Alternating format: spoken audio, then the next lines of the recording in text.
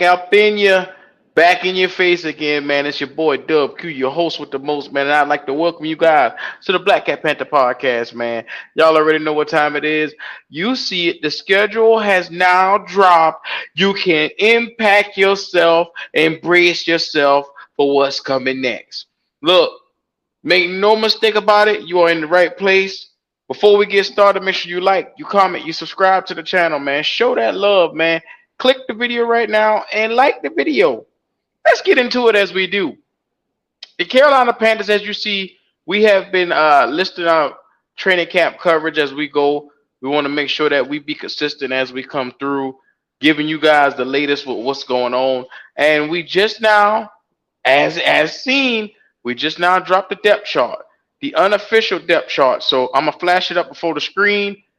The Carolina Panthers just now laid it out, and I'm gonna tell you right now, I'm so excited about what I'm seeing. I'm gonna be real with you guys. A lot of what we expected, and I'm gonna go through it piece by piece. But the changes out here were pretty drastic. But let's get into it. Let's talk about it, man. Let's talk about it. I'm gonna take this off the screen for you guys. And what we're gonna do is we're gonna zoom in over on here because it's the same thing. So coming in, nobody doubted Bryce Young was going to be the quarterback. Running back Miles Sanders is going to lead the way in the running back room. Chuba Hubbard so far is running back number 2. I don't expect that to really change unless we go out and we get somebody that's going to be a little bit better than him. Raheem Blackshear, Spencer Brown, Cameron Peoples. I'm really hoping that Cameron Peoples can slide his way up. But there has been questions to his motor. There has been questions to his ability to stand out. So hopefully we can get something from this guy. In the wide receiver room now, brace yourself to all you TMJ lovers who spent majority of the offseason telling me how special he was. The earth has just been shaken. In the starting room, we have DJ Chark looking like he's going to be a real number 1. This guy has been showing off since he's gotten here in camp. The only knock that we had about him was will he be available for us? He has been. He looks like he's going to be consistently that guy, and he has a lot of speed. So for wide receiver number 1, I'm excited, man. He has the big burst playability. He has the get open, consistent hands. I like him. They also have Jonathan Mingo as your other starter with Adam Thielen as your slot receiver. I'm shocked there because, like I said, with Mingo just being drafted, you got a guy like Terrence Marshall Jr. that was there before. Everybody keeps telling me how much work. I've looked at him myself, even at camp, how much work that he was putting in. But it seems to be, and I said this before, the politics was on the side of Jonathan Mingo. After Steve Smith and Musa Muhammad wrapped their arms around this guy, I really didn't expect to see much from Terrence Marshall Jr. because in their eyes, Mingo is the golden goose. So therefore, I'm not surprised that he has the starting bid. But I've been seeing videos where Mingo was giving DBs the business at camp. So, I mean, Terrence Marshall Jr., this is an indictment on you. You got to do better. You got to reach down deeper, and you got to pull out. I'm talking about you're going to have to go stupid crazy to take your position back because you just let this guy walk in from a month or 2 ago from being drafted and take your position. So Terrence Marshall Jr., brother, that's on you. At the tight end spot, Hayden Hurst, Ian Thomas, Tommy Trimble. Like I said, we expect those guys to be fully, some of those guys that's going to be there. I don't think either Stephon Sullivan is going to make the team, probably him. They may cut him or either Richie. Richie could play tight end, though. And the offensive line as constructed, y'all know the starting 5. Austin Corbett being hurt right now. Chandler Zavala probably going to get that nod. If not him, then Cade Mays. I really expect to see a little bit more out of Justin McCray because everybody been ranting and raving about him and how well he's looked. And there, like some of those guys that's on that back end right there, I don't fully expect to make it. Like Deontay Brown made the roster, but I don't expect Michael Jordan to make the roster. There's just not enough. There's not enough cachet or pizzazz to keep him here because it seems to be that he's just consistently on the back end of everybody's roster and he doesn't seem to really be getting any better.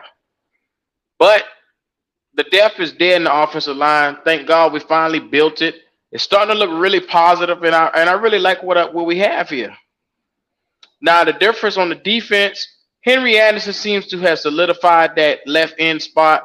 He's taking it from Deshaun Williams. Williams was the guy that came over from the Denver Broncos, and it seems to be that Henry Anderson has came in, sat down, really solidified his spot, really solidified his presence there with him, Shy Tuttle, Derek Brown, Deshaun Williams, Marquand McCall. I love the emergence of Marquand McCall. And having those guys there can really solidify this front. And you got a bunch of 300-pound guys. It's going to be stout.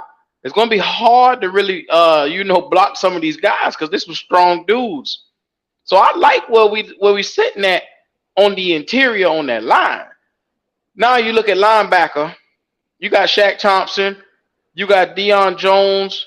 You got Frankie Louvu, 𝐥𝐤𝐤𝐞, Justin Houston, Marquise Haynes. Look, after the addition of Justin Houston, I really was saying to myself, Gross Matos, you have slidden backwards on the depth chart, bro. Look at him. Him and Amari Bono is really might be 1 and 2 on the cut list because I think I see us keeping Kobe Jones over and Leota over those guys. One, because they were brought in by this new regime. They are guys that they see really fit the mold a lot better.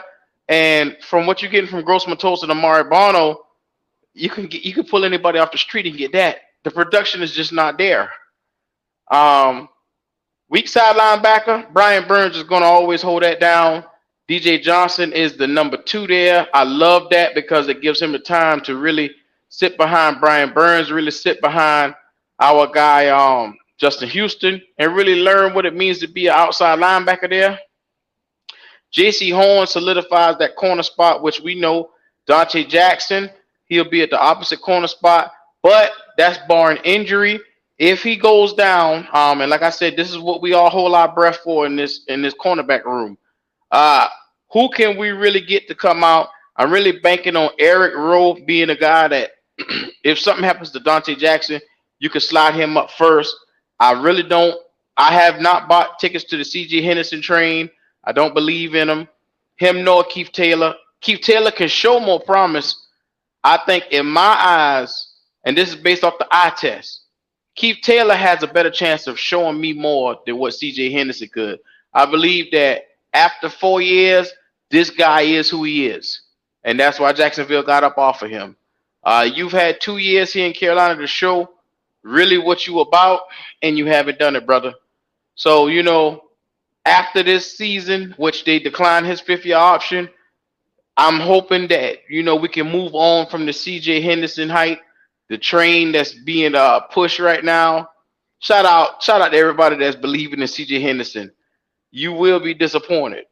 And then here at safety, well, first of all, before I go with safety, at cornerback, I would love to see Rajon Wright get his chance to really dip in and move up that depth chart. They cut my guy Kobe Richardson. That hurt. I believe that Kobe Richardson from LSU is going to be on somebody's roster because he's a hidden gem.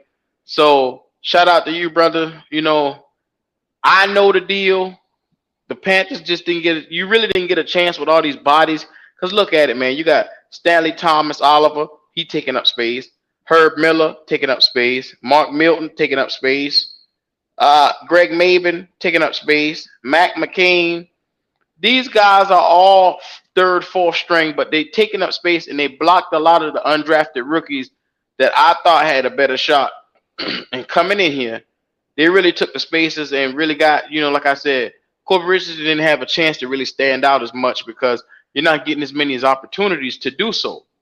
So, I mean, brother, I wish you the best and nothing but success, man. Whenever we see his name and he might be on somebody's team and looking good, just remember Dub Q told you so. Strong safety. Von Bell is your starter there. Eric Rowe will be seeing second snaps there, as well as Jamie Robinson, the young rookie, will be coming up. He'll be molded behind those guys. Then you got Xavier Woods. Now this is the tricky thing. You see Jeremy Chin, they got slated at to play a little more cornerback, number 2 in the slot. But think about it. He's going to be playing a little bit of linebacker, cornerback, safety. So he's going to be all over the field. That's why you don't see his name at a starting position. They're going to have Jeremy Chin all over the field, and he's going to be really, really, really taking. I think more. He could be more in that box more than anything. He's going to be coming down to really do a lot of run support and a lot of blitzes, because I think Evero's going to be sending him in a lot of different packages that'll get him out there to get some sacks and really get after the quarterback. So I like to see how they're going to really use him. It's going to be nice to see. Xavier Woods, to me, is the shock here, because I'm going to be real. I like Xavier Woods. He's just a run assist safety. He is not a coverage guy. He cannot catch whatsoever. We watch balls hit him right in the hand. Pause. We watch balls hit him right in the hand, and it slapped him, and he just looked at his hands like, what am I supposed to do? He cannot catch. So I like him. He'll disrupt a play, but if you want him to be a playmaker, he's not that guy. And me, honestly, between Sam Franklin and Josh Thomas, I thought one of those boys should be cut. But if I listen to my counterpart, Wiley, they are the special teams unit. So, I mean, your gunners or not, they were league leading gunners. So, for what that's worth, it is what it is, man. I like to look at this roster as a whole in its entirety. This team is come together, and I'm very excited about what we're seeing. The biggest surprise is, to me, Terrence Marshall Jr. being really pushed to the back for Jonathan Mingo. That's the biggest surprise, because I thought that in his entire third year coming out here, he would have the opportunity to be a potential starter here in Carolina, but it looks like it's not going to be that case. It looks like he's going to have to fight and claw for his position here in Carolina. But if he's made of the stuff that you guys say that he is, he should have no problem in doing that. So this has been your boy 𝐥𝐤, and I'd like to welcome y'all to the Black Cat Panther podcast. Make sure you like the video, subscribe, tell a neighbor, tell a friend. Come on back in here, man. This has been your boy 𝐥𝐤.